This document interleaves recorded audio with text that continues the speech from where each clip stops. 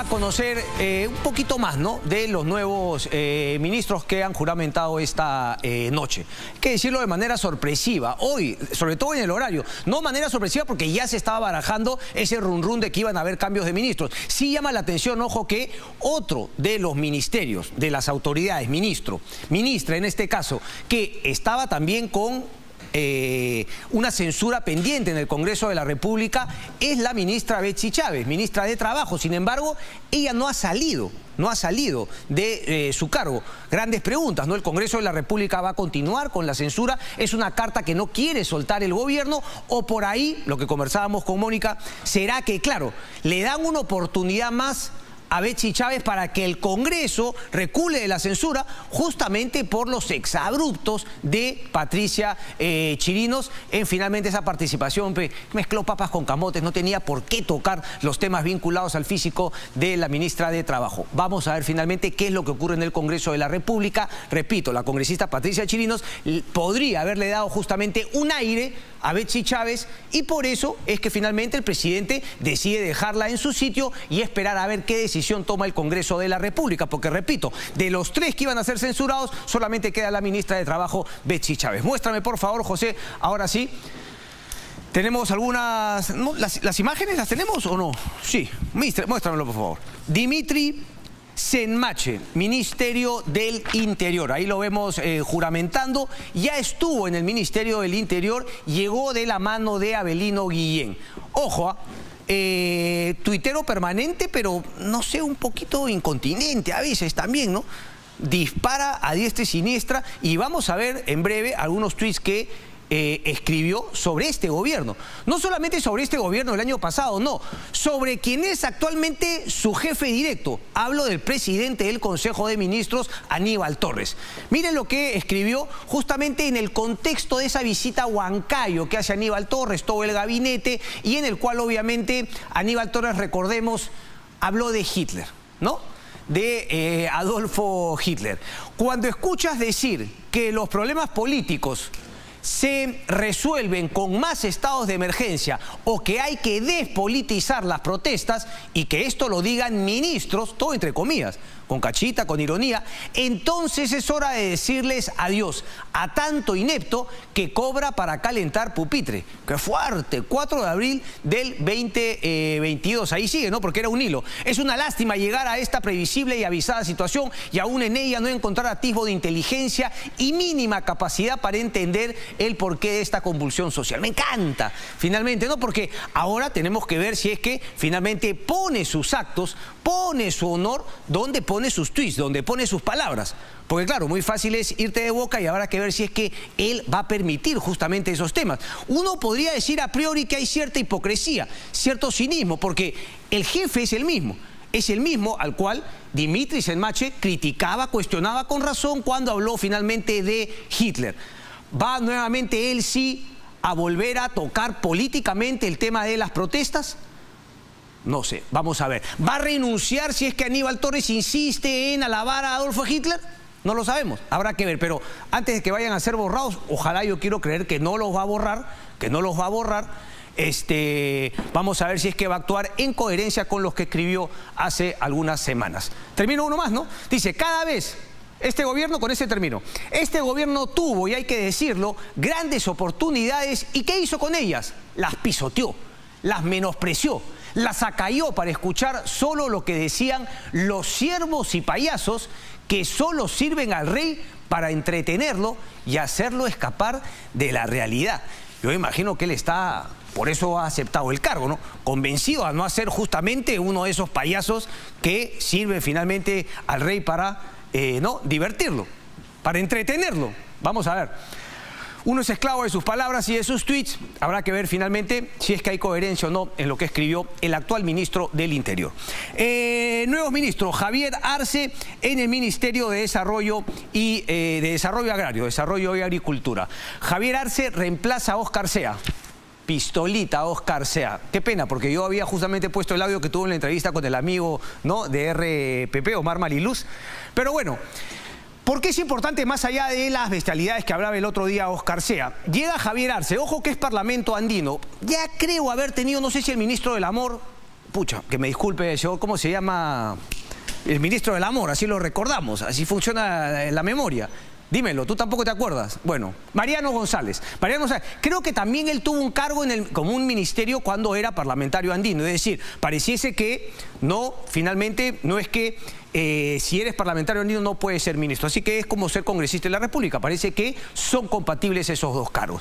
¿Cuál es la importancia de Javier Arce, que desgraciadamente no parece tener los pergaminos? Lo que hablaba justamente con Mónica. Hay una inflación galopante a nivel mundial, no es solamente en el Perú, obviamente por errores acá. Vamos a hablar de eso con nuestros invitados más adelante respecto de la economía. El tema se sigue complicando aquí en nuestro país, pero lo que viene, y lo tenía The Economist en un artículo interesante esta semana, es lo que podría ser hambruna. Más allá de todos los problemas de la inflación, podría haber... si va a haber un sufrimiento, ¿no? La nota de Economist hablaba justamente que incluso en Inglaterra, en países del primer mundo, la gente empieza a apretarse un poquito los bolsillos. Ya no compra la misma cantidad que antes, o en todo caso busca productos alternativos que valgan un poco menos. El tema de la electricidad, recordemos que finalmente, obviamente, Rusia le ha cortado el gas a muchos países. El gas, bueno, ahora están en verano, pero el gas también en algunos sitios se utiliza para electricidad. Sobre todo se utiliza, ojo, para la calefacción, ¿no? En el invierno europeo. Pero esa es la situación. En el tema del hambre, aquí en nuestro país, es difícil, porque justamente hemos hablado tanto, ¿no? De la riqueza de suelos, de temperaturas, de microclimas, de distintos productos agropecuarios, que claro, aquí en nuestro país podríamos obviamente no sufrir tanto el impacto de esa hambruna que se podría dar en otras partes del mundo, siempre y cuando el gobierno tome las medidas correctas para que, sobre todo, la alimentación, digamos, en pequeños minifundios al interior del país, que es lo que da de comer a Lima, esa producción que llega desde la carretera central, del Valle del Mantaro, de otras partes. La agroexportación no tanto, eso es justamente para el resto del mundo, pero lo que come la mayoría de gente en Lima, en la costa, en el Perú, es de estos pequeños agricultores. Y si a ellos no les consigues los fertilizantes, la urea que necesitan, ahí sí vamos a sufrir mucho más de lo que deberíamos sufrir, justamente por la riqueza en cuestión de alimentos que tiene nuestro país. Y ese es el gran problema de Óscar Sea. La información que tiene el diario La República, una nota muy interesante de David Rivera el día de hoy, habla de que más allá de los amiguismos, ¿no?, que había en un momento con China por ser de izquierda, con Bolivia, Evo Morales, ¿no?, la nación, el continente plurinacional, etcétera, Óscar Sea, este gobierno no ha tomado las medidas correctas y no ha podido poner la plata para comprar esa urea que estos países estaban vendiendo. Hablo sobre todo de China y Bolivia. Hemos llegado tarde, por lo tanto, recién se ha liberado la plata, pero sobre todo Bolivia ya vendió buena parte de los fertilizantes que allá se producen.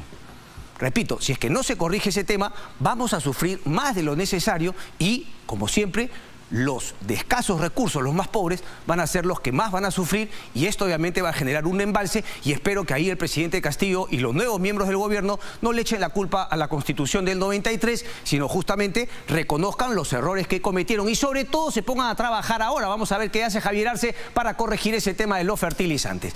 El otro ministro... ministra en este caso, Energía y Minas, Alessandra Herrera, lo decía Mónica, tuvo un pase rápido por el Ministerio de Energía y Minas, en ese cortísimo gabinete Valer, pero claro, es experta en temas de conflictos sociales, ha trabajado para algunas mineras y vamos a ver finalmente cómo lo hace, porque aquí nuevamente el tema, tú para atender esta crisis que se viene, sobre todo el tema de la inflación para los más pobres, necesitas plata. Vamos a hablar con nuestros invitados más adelante, Eduardo Recoba y Enrique Castellanos, economistas, cuál sería la mejor manera para que el gobierno pueda paliar finalmente la situación de esta inflación y sobre todo la necesidad de generar empleo. Un tema fundamental es que entre en plata a los bolsillos del Estado, a los bolsillos del gobierno. Y eso es lo que no está pasando, en una contradicción absoluta respecto de lo alto que están los precios de los minerales y finalmente no tener las minas explotando, produciendo el mineral y vendiéndolo para poder recibir los recursos y luego darle la vuelta a esa plata y llevársela en bonos a la gente que más lo necesite. Eso es fundamental y sin embargo Las Bambas está paralizada hace más de un mes y varias regiones, varias comunidades, varios ciudadanos están perdiendo una cantidad de dinero tremenda, repito, en una situación tan complicada como esta. Alessandra Herrera. Solamente muéstrame la última y luego vamos con los tweets porque nuevamente la pregunta es, digamos, ¿qué ha generado esto, no? En el Ministerio de Transportes y Comunicaciones, en el Ministerio de Energía y Minas, en el que acaba de hablar que era justamente un feudo de Vladimir Cerrón. Hoy hay una nota también en el diario El Comercio que habla pues de todos los amigos vinculados a Vladimir Cerrón, a Perú Libre, que estaban al interior del Ministerio de Energía y Minas. Con eso vamos ahorita. Juan Barranzuela no es nada del ministro Barranzuela, que estuvo en el Ministerio del Interior, el íntimo de Guillermo Bermejo. Es el nuevo ministro de Transportes. Poco se sabe. Hay una foto ahí que parecía él tenía un camión a título personal, ¿no? Dueño como persona natural, llevando unas piedras, un tema, digamos, de una negligencia tremenda, él como transportista, pero no se sabe más de él. No es que sea un empresario de transporte. Entonces, la pregunta surge. El Ministerio de Transportes y Comunicaciones, repito, es el que más presupuesto tiene y es uno de los más corruptos. Lo hemos visto en el Club de la Construcción, lo hemos visto, uno tiene que mirar para atrás y va a encontrar que el Club de la Construcción, pues, viene desde el primer fujimorismo. Incluso desde antes, si nos tiramos para atrás, ¿no? Cómo se repartían las obras hace muchísimos años, gobierno de Belaúnde, etcétera, los carlistas, como le llamaban, que se reunían y finalmente había el reparto de obras. Pero bueno, va a haber un continuismo ahí. Va a haber finalmente lo que ha publicado también el diario El Comercio, este tema de Sabino Villaverde, Karelim López, todos los lobistas yendo al Ministerio de Transportes y Comunicaciones, los sobrinos del presidente tratando de hacer negocios ahí. Todo el mundo quiere poder en el Ministerio de Transportes porque, repito, ahí está la plata. Nos lo dirá el tiempo, seguramente en los próximos días vamos a poder tener mucho más información. Lo que queda claro es que no es un continuismo, digamos, tan abierto como lo fue el de Juan Silva a Nicolás Bustamante, que ha salido el día de hoy. Juan Barranzuela, ojo al piojo. Nuevamente la pregunta, digamos, ¿ha habido en este nuevo gabinete una disputa, una pelea con la gente de Perú Libre, con Vladimir Cerrón? Uno ve los tweets que les vamos a mostrar ahora y podría decir que finalmente se han peleado con Vladimir Cerrón y que, digamos, el presidente Castillo ha tomado una ruta distinta. Pero a estas alturas del partido yo ya no estoy para creer a priori en los tweets de Vladimir Cerrón. Repito, parecería, se los leo rápidamente. Extrema derechización del sector minero incrementará conflictos.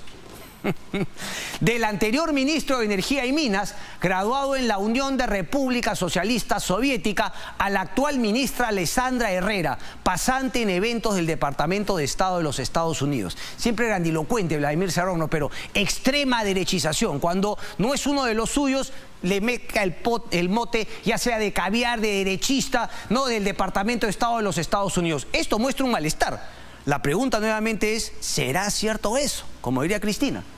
Guido Bellido Ugarte, Puca, presidente, es un grave error dejar de lado al pueblo que lo eligió. Ello viene generando un costo político y la población tomará en cuenta y lo tendrá presente. Ahora, podría ser que efectivamente hay un quiebre y no ha mantenido a la gente de Cerrón en estos ministerios, sobre todo de Energía y Minas. Y eso podría también tener un correlato con lo que planteamos en un cuadro la semana pasada.